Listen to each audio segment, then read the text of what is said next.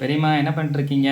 இன்னைக்கு சிக்கன் குழம்பு வச்சுட்டுருக்குறோம். குழம்பு வச்சுட்டோம். சிக்கன் அப்படியே வறுத்து இன்னைக்கு மழை பெய்யுதுன்னு சொல்லிட்டு சிக்கன் வறுத்து இட்லி சுட்டு சாப்பிட்லான்னு சிக்கனுக்கு செஞ்சுட்ருக்குறோம். பாருங்கள், சிக்கன்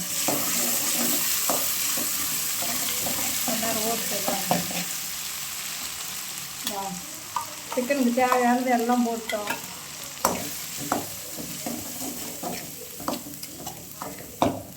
எத்தனை பேர்த்துக்கு பிடிக்குன்னு கமெண்ட் பண்ணுங்கள், ஷேர் பண்ணுங்கள், சப்ஸ்கிரைப் பண்ணுங்கள்.